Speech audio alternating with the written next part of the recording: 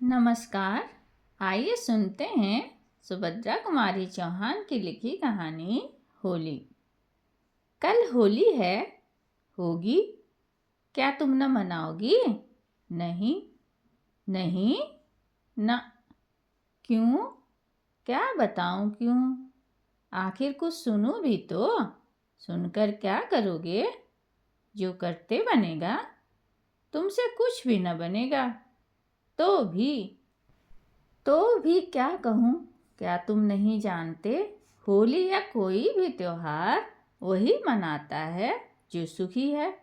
जिसके जीवन में किसी प्रकार का सुख नहीं, वह त्योहार भला किस बिरते पर मनाए? तो क्या तुमसे होली खेलने ना आऊं? क्या करोगे आकर? सकरुण दृष्टि से करुणा की ओर देखते हुए नरेश साइकिल उठाकर घर चल दिया। करुणा अपने घर के काम काज में लग गई। नरेश के जाने के आधा घंटे बाद ही करुणा के पति जगत प्रसाद ने घर में प्रवेश किया। उसकी आंखें लाल थी, मुंह से शराब की तेज बू आ रही थी।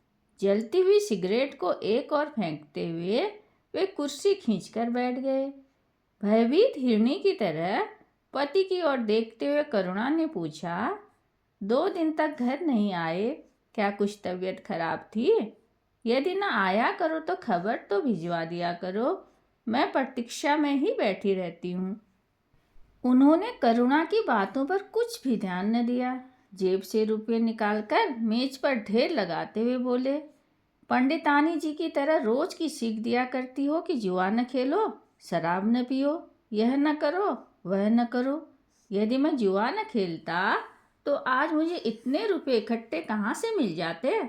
देखो, पूरे 1500 हैं, लो, इन्हें उठा कर रखो।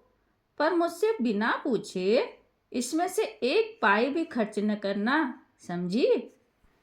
करुणा जुए में जीते हुए पैसों को मिट्टी समझती थी। गरीबी के दिन काटना उसे स्वीकार था, परंतु चरित्र को भ्रष्ट करके धनवान बनना उसे प्रिय न था। वह जगत प्रसाद से बहुत डरती थी, इसलिए अपने स्वतंत्र विचार वह कभी भी प्रकट न कर सकती थी। उसे इसका अनुभव कई बार हो चुका था। अपने स्वतंत्र विचार प्रकट करने के लिए उसे कितना अपमान, कितनी लांछना और कितना तिरस्कार सहना पड़ा था। यही कारण था कि आज भी वह अपने विचारों को अंदर ही अंदर दबाकर दबी जबान से बोली, रुपया उठाकर तुम ही रख दो, मेरे हाथ तो आटे में भिड़े हैं। करुणा के इस उत्तर से जगत प्रसाद क्रोध से तिलमिला उठे और कड़ी आवाज से पूछा, क्या कहा? करुणा कुछ न बोली, नीचे नजर किए हुए आटा सानती रही। इस चुप्पी से जगत प्रसाद का पारा 110 पर पहुंच गया।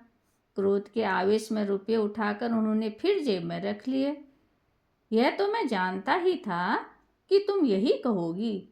मैं तो समझता था इन 2-3 दिनों में तुम्हारा दिमाग ठिकाने आ गया होगा, ऊटपटांग बातें भूल गई होंगी, परंतु सोचना व्यर्थ था। तुम्हें अपनी विद्वता का घमंड है तो मुझे भी है।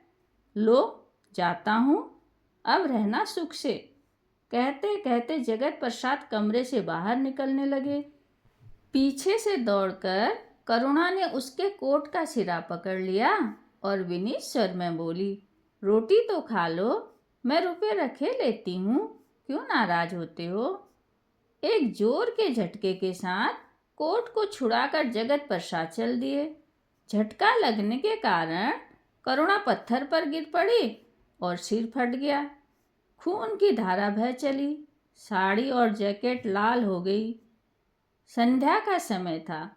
पास ही बाबू भगवती प्रसाद जी के सामने वाले चौक से सुरीली आवाज आ रही थी, होली कैसे मनाऊं सैया, विदेश में द्वारे ठाड़ी कर मल मल पछताऊं, होली कैसे मनाऊं। होली के दीवाने भंग के नशे में चूर थे। गाने वाली नर्तकी पर रुपयों की बौछार हो रही थी।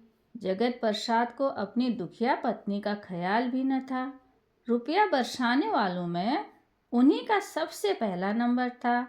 इधर करुणा भूखी प्यासी छटपटाती हुई चारपाई पर करवटें बदल रही थी।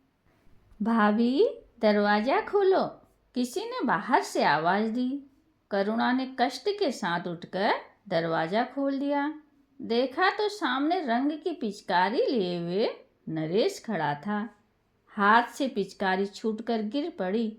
उसने आश्चर्य से पूछा, भाभी, यह क्या? करुणा की आंखें छलछला आई। उसने रुधे हुए कंठ से कहा, यही तो मेरी होली है भैया। धन्यवाद।